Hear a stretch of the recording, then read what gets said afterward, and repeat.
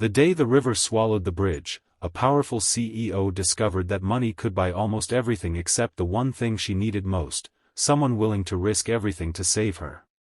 She had laughed at his battered old Jeep only hours earlier, never imagining that the same rusty vehicle would become the reason she survived the most terrifying afternoon of her life. And the man behind its cracked windshield was not a billionaire, not a celebrity, and not anyone she would normally have noticed. He was a tired single father who worked long hours, counted every dollar, and carried the quiet weight of a promise he had made to his little son. Before we begin, if you believe in kindness, second chances, and the idea that a person's worth is measured by their heart rather than their possessions, please like this video, share it with someone who needs hope, leave a comment, and subscribe to our channel, Hardworking Dad. Your support helps us bring more stories like this to people who need a reminder that good people still exist. The story began on an ordinary weekday morning in the small riverside town of Belmere. 36-year-old Rowan Mercer was standing beside his old dark green Jeep in the parking lot of a roadside diner, wiping dust from the windshield with the sleeve of his faded work jacket. The Jeep was nearly 20 years old. Its paint had lost its shine, one headlight was slightly cloudy, and the passenger door needed to be lifted before it would close properly. But Rowan loved that vehicle because it had carried him and his 8-year-old son, Tobin, through some of the hardest years of their lives. It was not beautiful, but it was dependable, and sometimes dependability mattered more than beauty. Rowan had become a single father after his wife passed away several years earlier. Since then, he had worked wherever honest work could be found, repairing farm equipment, fixing engines, hauling supplies, and occasionally taking emergency jobs for people who could not afford larger repair companies. Every morning before work, he packed Tobin's lunch, checked his homework, and reminded him that being poor was never an excuse to be poor in character. Rowan did not have much, but he had raised his son to understand that kindness cost nothing and could sometimes mean everything. That morning, Rowan had stopped at the diner because he had received a call about a damaged generator on the other side of the river. He was already running late when a sleek black luxury SUV pulled into the parking lot. A woman in an immaculate charcoal business suit stepped out. Her name was Seraphina Vale, the 39-year-old CEO of Vale Meridian Industries, a construction and technology company that had recently announced plans to build a massive logistics center near Belmere. Seraphina was known throughout the region for being brilliant, demanding, and almost impossible to impress. She had built her company from a struggling family business into a powerful corporation, and she had learned early in life that weakness could be expensive. Her tailored suit, polished shoes, expensive watch, and confident posture made her look completely out of place beside Rowan's dusty Jeep. As Seraphina walked past him, she glanced at the vehicle and gave a brief amused smile. To her, the Jeep looked like something that belonged in a museum rather than on a modern road. She made a dismissive remark about how she had not seen a vehicle that old in years, then continued toward the diner without another thought. Rowan simply looked at the Jeep, smiled to himself, and returned to checking the tires. He had heard worse. What neither of them knew was that the weather upstream had changed everything. Heavy rain had been falling in the mountains since dawn, and by late morning, the river had begun rising at an alarming speed. The old bridge connecting Belmere to the industrial district had been inspected that month, but no one expected the water to climb so quickly. Local authorities began warning drivers to avoid the crossing, but several people were already on the other side. Seraphina had an important meeting at a development site across the river. Believing she could make it there before conditions became dangerous, she got back into her SUV and drove toward the bridge. Rowan noticed the dark clouds gathering over the hills. Something about the river made him uneasy. He finished his work at the diner, climbed into his Jeep, and headed toward the same road. As he approached the bridge, he saw emergency vehicles blocking one lane. The river below had become a violent brown current, carrying branches, pieces of wood, and debris. Then Rowan saw the black SUV. It was stopped on the far side of the bridge. Seraphina had apparently crossed just before officials closed the entrance. Now she was stranded on the opposite side, with the river rising behind her and the bridge beginning to shake under the force of the water. Rowan pulled his jeep to the side and watched helplessly as the rain intensified. Rescue workers were trying to determine whether the bridge could safely support their equipment. The current had already washed away part of the roadside barrier, and crossing on foot was impossible.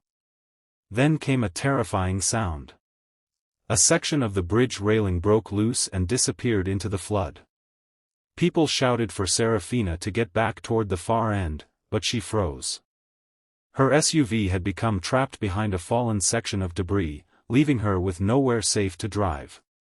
Rowan stared at the river. Then he looked at his old Jeep. He knew that vehicle better than anyone. He knew what it could survive, where its tires could grip, and how its engine behaved under strain. But he also knew that crossing that bridge could cost him his life. For several seconds, he sat completely still. Then he remembered Tobin. That morning, his son had hugged him before school and asked him to come home early. Rowan had promised that he would. The thought almost stopped him. But another thought followed: if someone needed help and he had the ability to help, how could he simply stand there? Rowan started the Jeep. The engine coughed once, then roared to life. People near the barricade shouted at him to stop, but Rowan slowly moved forward. The tires rolled onto the wet bridge. Water splashed over the roadway, and the old Jeep rocked as the current pushed against its underside. Halfway across, the bridge shifted. Rowan's hands tightened around the steering wheel. He continued. The Jeep reached the stranded SUV. Seraphina was standing outside now, frightened and soaked, staring at the man who had driven an old vehicle through a dangerous flood to reach her. Rowan motioned for her to get inside his Jeep. She climbed into the passenger seat, trembling. There was no room for pride anymore. The return journey was worse. The water had risen several inches, and debris slammed against the bridge. Rowan drove slowly, keeping the Jeep aligned with the strongest section of pavement. At one point, the rear wheels slipped sideways. Seraphina grabbed the dashboard. Rowan corrected the steering and continued. The Jeep crawled forward until suddenly a large branch struck the front bumper. The engine sputtered. For one horrifying moment, everything went quiet. Rowan tried again. The engine turned over. Once. Twice. Then it roared. Seraphina looked at him with tears mixing with rainwater on her face. She had spent years surrounded by people who wanted something from her. Employees wanted promotions. Investors wanted profits. Competitors wanted her company to fail. Even friends sometimes wanted access to her world. But this exhausted father wanted nothing. He was risking his life simply because someone needed help. Finally, the Jeep reached solid ground. The moment they crossed onto the safe side, rescue workers rushed toward them. Seraphina stepped out, shaking, and looked back at the old Jeep. The same vehicle she had laughed at that morning was now covered in mud and water, its front bumper bent, one windshield wiper hanging loose, but its engine was still running. Rowan shut it off. For a moment, neither of them spoke. Then Seraphina noticed a small photograph tucked beside the dashboard. It showed Rowan and Tobin standing beside the Jeep, both smiling. She realized something then. The Jeep was not simply an old machine. It was a symbol of survival. That evening, Seraphina visited Rowan's modest home after learning where he lived. She expected to find someone proud of what he had done, but instead she found Rowan sitting at the kitchen table helping Tobin with his homework. The boy immediately recognized Seraphina from the news and stared at her with wide eyes. Rowan did not tell his son that he had been afraid. He did not tell him that he had almost turned back. He simply said that sometimes helping another person meant being brave even when you were scared. Seraphina listened from the doorway. For the first time in years, she felt ashamed of how quickly she had judged someone. The next morning, she returned to Rowan's workplace with an unexpected offer. She did not offer him charity. She offered him a permanent position managing emergency transportation and equipment logistics for her company, with a salary that would allow him to spend more time with Tobin and stop worrying about whether the next repair job would pay enough. Rowan hesitated because he did not want pity. Seraphina made it clear that this was not pity. She had watched him make a decision that many wealthy people would never have made. She wanted someone like him in her organization. Months passed. Rowan accepted the position. Tobin began attending a better school closer to home. Seraphina's company started supporting local flood prevention projects, and Rowan became one of the people responsible for making sure those plans were practical for ordinary families. But the biggest change happened inside Seraphina. She became slower to judge people. She began visiting local communities instead of only reading reports about them. She listened to workers, families, mechanics, teachers, and small business owners.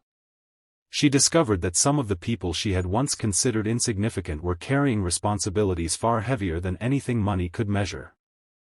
One afternoon, nearly a year after the flood, Seraphina visited Rowan's home again. The old Jeep was still there.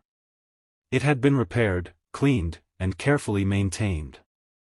The scratches remained. Rowan refused to repaint the body because he said every mark told part of its story. Tobin had placed a small handwritten sign inside the windshield. It read, "The bravest ride in town." Seraphina smiled when she saw it. She finally understood that the Jeep had never been the remarkable part of that day. The remarkable part had been the man behind the wheel. Rowan had not rescued a CEO because she was wealthy. He had rescued a human being because she was in danger. And perhaps that was the lesson Seraphina needed most. We live in a world that teaches us to measure people by their houses, cars, clothes, careers, and bank accounts. But when the bridge disappears beneath your feet and the water rises around you, none of those things matter. What matters is whether someone is willing to reach for your hand. If this story touched your heart, please take a moment to like the video, share it with someone who believes in kindness, and subscribe to Hardworking Dad. Your support helps these stories reach people who may need a little hope today. And before we end, I have one special request: leave a comment saying, "Kindness crosses every bridge," if you believe that one good action can change a person's entire life. Because sometimes the person we laugh at is the person who will save us. Sometimes the vehicle we think is worthless carries the greatest hero. And sometimes, the people who have the least are the ones willing to give the most. Rowan never became famous for crossing that flooded bridge. He never asked for praise, awards, or recognition. He simply went home each evening, parked his old Jeep beside the house, and made sure his son knew that his father had kept his promise to come home. And every time Seraphina saw that battered Jeep afterward, she no longer saw an old machine. She saw courage. She saw humility. She saw a second chance. Most of all, she saw the day she learned that a person's true value is never found in what they own, but in what they are willing to do when someone else needs them. That old Jeep crossed a flooded bridge that afternoon. But in the end, it carried two people across something even more powerful: the distance between judgment and understanding. And sometimes, that is the most important bridge any of us will ever cross.